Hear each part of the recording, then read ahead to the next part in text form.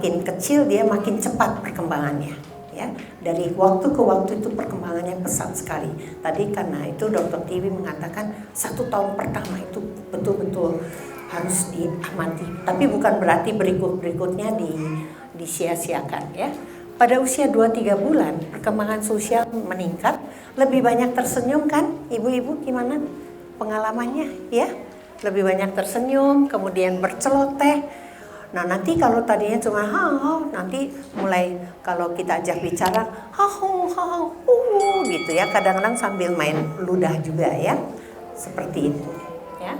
Main ludah itu sebetulnya melatih alat bicara ya, sebetulnya di situ. Nah, lebih banyak tersenyum, berceloteh, lebih cermat lagi mengamati ya. Kadang-kadang sampai dahinya berkeringat kadang-kadang ya. Kemudian lehernya lebih kuat, bisa menopang kepala, dan dengan bisa menopang kepala dikatakan anak ini nanti punya perspektif yang lebih luas. Melihat benda ketika dia hanya tiduran ini akan beda dengan ketika dia sudah bisa menopang kepalanya ya. Sesuatu yang lebih bervariasi bisa dia lihat. Berikutnya. Nah, ini contoh dari pasiennya Dr. Tiwi ya. Terima kasih ya sudah menjadi model. Pada usia 2-3 bulan itu anak-anak mulai lebih responsif lagi ya. Senyumnya beda, celotehannya juga makin beda. Kemampuan fisiknya pun sudah lebih meningkat tadi, lebih mampu untuk mengangkat leher. Nah, lihat ekspresi anak ini, tertawanya.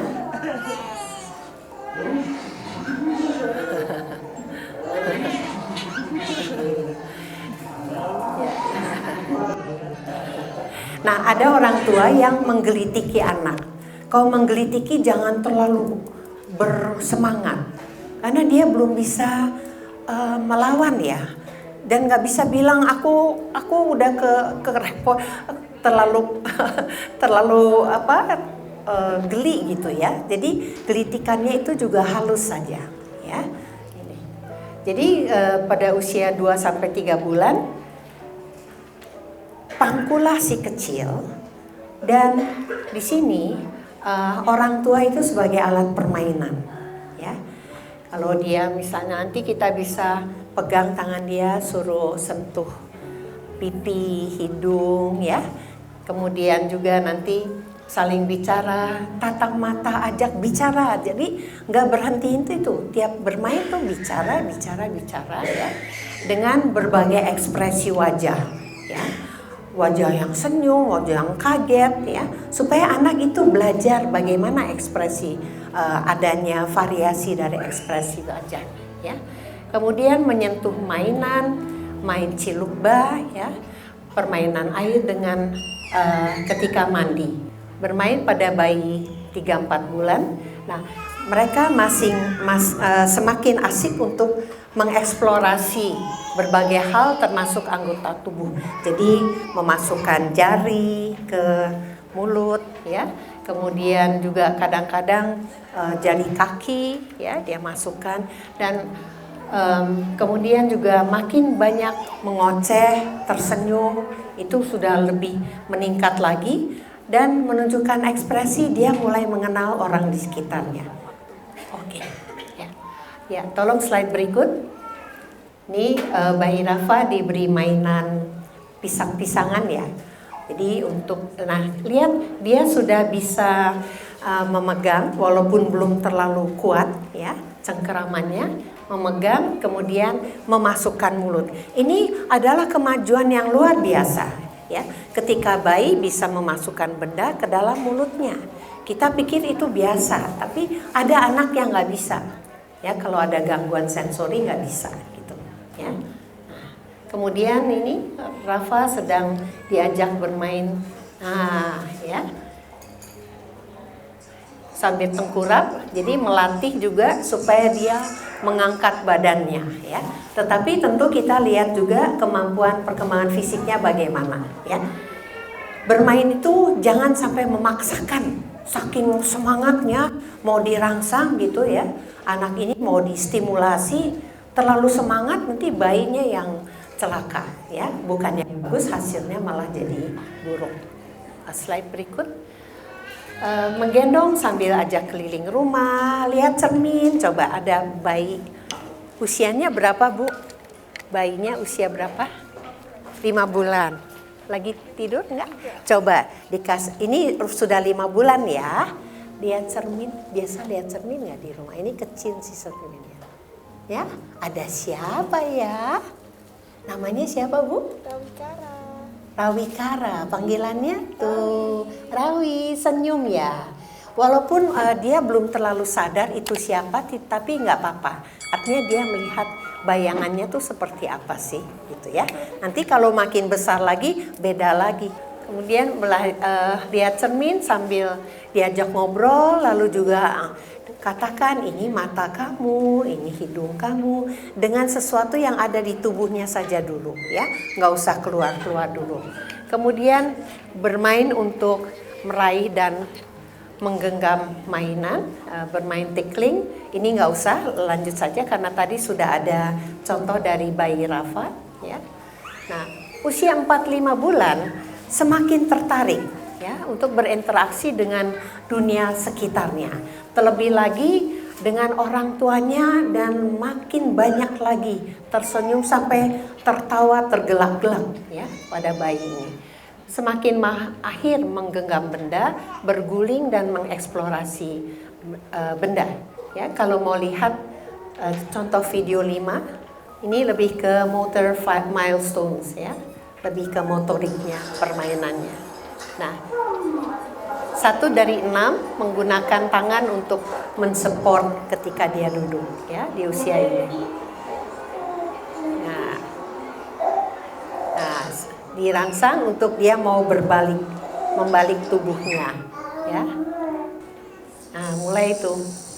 Cucu saya juga suka dulu waktu usia 5 bulan ini masukin kaki, jari jempol kaki. Nah, ini ya.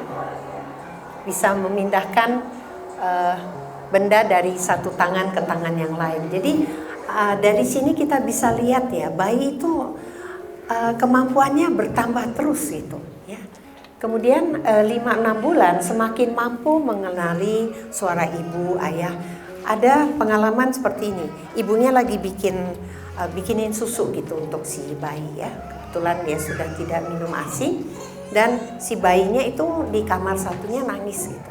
Lalu ibunya bilang, tunggu ya, tunggu mama lagi bikin susu. Nanti dia diem gitu. Jadi dia belajar untuk adanya asosiasi juga.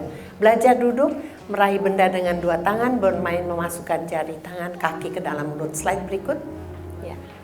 Nah, ini juga ayah ibu bisa bergantian karena nada bicara ayah kan beda sama ibu ya.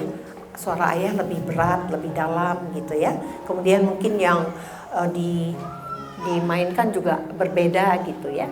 Bermain membunyikan suara dengan gerak bibir tertentu ya, misalnya gitu ya. Ya. Kemudian bermain tepuk tangan dan memperlihatkan mainan yang menimbulkan berbagai suara ya. Nah, dia sudah mulai bisa menarik benda ya. Selain rolling.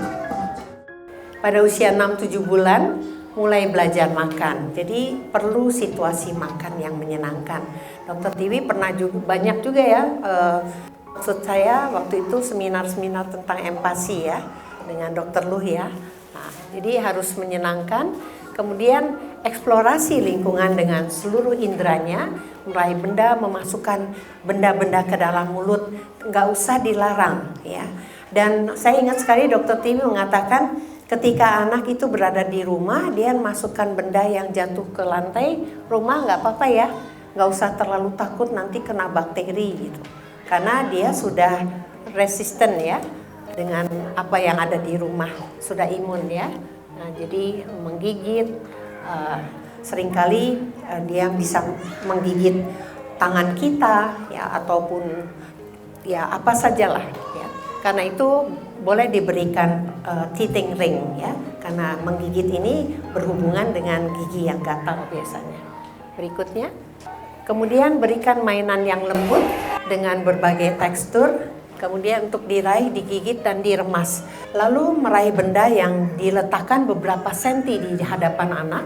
Tujuannya apa? Supaya ya jangan terlalu jauh ya. Misalnya 5 senti di depannya, supaya paling tidak dia mau bergerak untuk meraih ya. Kemudian diajak bermain dengan hand puppet juga bisa, dengan boneka tangan ya. Ngobrol gitu, cerita, lalu nanti kadang-kadang sentuh mukanya gitu ya. Kemudian nanti lihat reaksinya.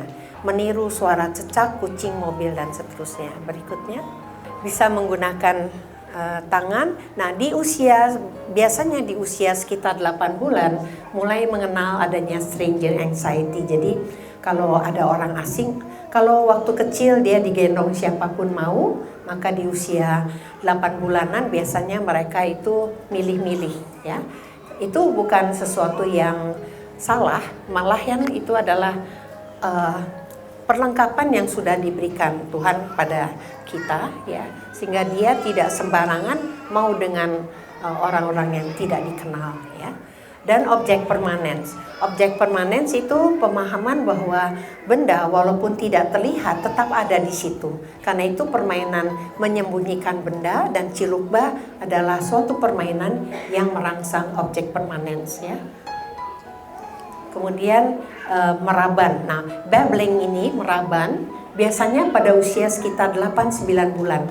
Tapi ada anak-anak yang 6 bulan sudah mulai babbling. Babbling meraban itu yang mama, tata, dada, tanpa ada makna.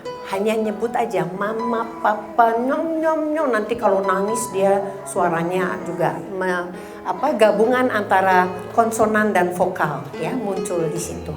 Ini adalah permulaan sebenarnya babbling. Kalau anak tidak babbling sampai 9 bulan ini juga harus waspada ya, ada apa gitu. Nanti sambil dia babbling mama, oh mama, nanti dia tahu lama-lama yang namanya yang disebut mama itu wujudnya seperti itu ya. Papa, oh ini papa. Nanti ini adalah bisa jadi menjadi kata pertama yang akan dia ucapkan pada usia sekitar 12 bulan. Walaupun ada anak yang lebih cepat, 10 bulan, 11 bulan. Berikutnya, berburu mainan ini menyenangkan bayi. Karena dia sudah bisa merangkak kan ya, merangkak nanti bisa uber-uberan dengan ibu atau ayahnya, merangkak lalu juga mengambil mainan yang diletakkan ya. Kemudian sembunyikan benda itu juga sangat disukai oleh anak. Mengajak bicara, hubungkan suara mama dengan mamanya. Ada yang mau itu? Mau jadi model? Ya, usia berapa Bu? 7 bulan. Yuk kita main sembunyikan benda ya. Ada bola. Ya, fokus dan ini sih mau masih memainkan itu sembunyi benda ya. Ini latihan aja. Siana, mamanya boleh ikut sini. Ya. Nih, atau mamanya yang lakukan. Nah, kalau anaknya sudah usia 9 bulan, biasanya ketika ada benda yang disembunyikan, si anak akan mencari ya. Karena dia belajar tentang objek permanens itu, bahwa benda walaupun tidak terlihat tetap ada di situ. Nanti kaitannya ketika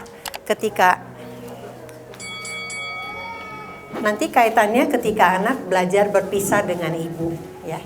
Kan kalau ditinggal pergi suka nangis ya.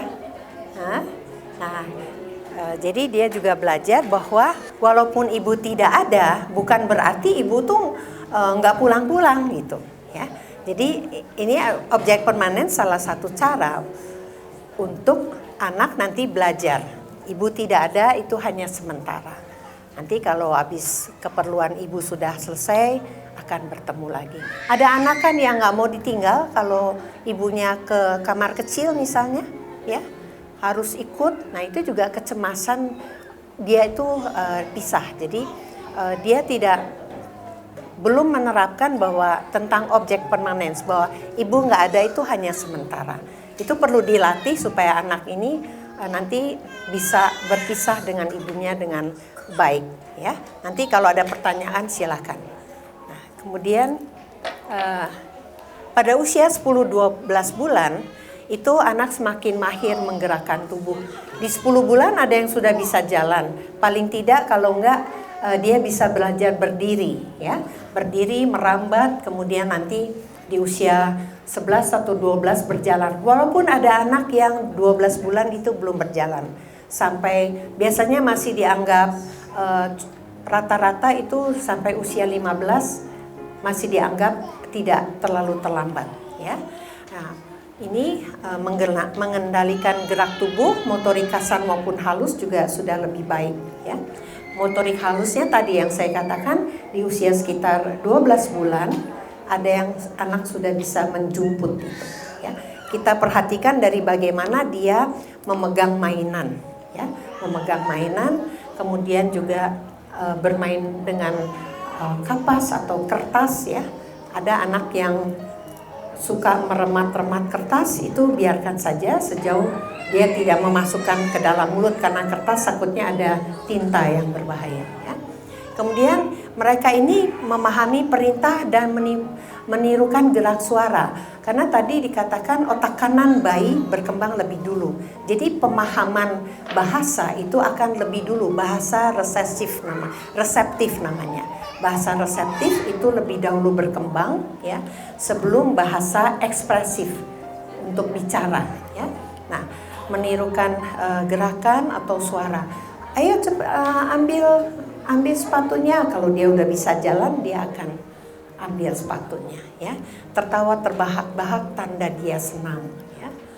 Berikutnya juga bermain di titah ya, ke halaman atau nanti suruh dia bermain sendiri. Bermain mengelompokkan benda itu bisa. Jadi mengelompokkan misalnya benda yang merah dengan merah ya, atau benda dengan bentuk tertentu ya. Tapi tentu jangan sampai terlalu banyak ya. Kita berikan tiap pasangannya dua, misalnya dua merah, dua biru, kita acak gitu, lalu dia diminta untuk memisahkan ya, dan diberi contoh dulu. Bermain damping ini juga senang sekali. Ada yang usianya 1 tahunan di sini. Jadi anak-anak itu senang sekali memasukkan benda-benda ke dalam wadah, kemudian dia tuang gitu ya. Ada bermain damping itu sebenarnya baik. Ya, baiknya apa? Anak ini kembali belajar tentang hubungan sebab akibat. Ya, sesuatu yang tadinya penuh dia tuang jadi kosong. Ya, kosong lalu nanti dimasukkan lagi, dituang lagi gitu ya Bu ya. Ya. Lalu yang ini, nah ketika bermain menumpuk, memang di usia antara 10-12 bulan kadangkala mereka belum bisa menumpuk dengan benar, tidak apa-apa ya. Bahkan ketika diberikan balok-balok pun kalau disuruh menyusun belum bisa, paling balok itu nanti diketuk-ketuk gitu ya, atau dilempar-lempar seperti itu main. Jadi jangan frustrasi dulu ya, karena itu adalah memang perkembangannya seperti itu ya. Terima kasih. Jadi melakukan gerakan tangan tertentu nanti dia akan tahu, oh dengan begini artinya saya akan digendong oleh ibu ya, dan lalu dia akan belajar terus seperti itu. Nah, do and don'ts, bermain hendaknya menyenangkan bagi anak, dan orang tua tuh harus sisihkan waktu setiap hari. Saya ngerti sih sekarang ada juga pasangan yang harus bekerja dan pulang larut malam. Nah, ini yang repot juga sih, harus disiasati ya. Tapi ada yang mengatakan di akhir minggu ya. Sebetulnya di tiap hari bisa, tapi tinggal pilih waktunya dan tadi tinggal mengatur waktunya. Bermain minimal 15 menit tiap hari ya dengan anak ini. Dengan permainan yang pendek waktunya. Kemudian mengandalkan interaksi mutual ya. Dan orang tua adalah kalau kita lihat menjadi mainan utama. Dari tadi contoh-contohnya itu mau nggak mau orang tuanya yang melakukan ya. Dan pilih momen yang tepat, jangan ketika anak mengantuk, sakit ataupun terlalu lapar berat begitu ya. Lihat suasana emosi yang positif ya. Berikutnya Setiap anak berbeda karakter dan tempo perkembangannya. Tentu sesuaikan dengan keadaan anak, tidak memaksa, ya. Dan pilih alat permainan yang aman dan tidak harus mahal. Permainan seperti misalnya kapas pun bisa kita jadikan mainan untuk dia remas, dia rasakan touch-nya, ya, teksturnya maksud saya, ya. Kemudian kapas nanti kita bisa tiup-tiup, dia hanya melihat saja, belum bisa meniup, ya. Nah, bermain tidak terbatas di dalam ruangan, perlu outdoor activity. Walaupun sekarang di kritiknya adalah seringkali kurang tempat lahan bermain yang outdoor, ya. Outdoor, tapi paling tidak kalau di rumah ada halaman kecil tidak apa-apa juga. Tapi lebih baik lagi kalau ada taman di sekitar rumah, itu bisa juga digunakan. Atau diajak jalan-jalan menangga begitu, ya. Dan melihat apa yang ada di sekitarnya. Berikutnya, nah, tidak memanjakan bayi dengan mengikuti semua keinginannya, ya. Kesempatan berikan pada bayi untuk mencoba sendiri, ya. Tadi misalnya meraih benda, dia nggak bisa, jangan langsung dibantu, ya. Kalau mau dekatkan sedikit, tapi dia berusaha. Kenapa? Itu adalah satu usaha supaya dia mau fighting, ya, mau berjuang untuk mendapatkan sesuatu. Dan sebaiknya terapkan disiplin sejak kecil, makan, tidur, mandi, itu bermain itu secara teratur waktunya, ya. Kalau sudah kebablasan di usia lebih besar, itu akan sulit nanti memperbaikinya. Berikutnya, dan sebagai penutup, kegiatan bermain 0 sampai 1 tahun masih sensory motor play dan fun, itu jangan lupa. Dan dari seminar dan buku yang diterbitkan ini diharapkan orang tua itu semakin paham bagaimana bermain dengan anak dan mau mempraktikkan kegiatan bermain itu dengan bayinya.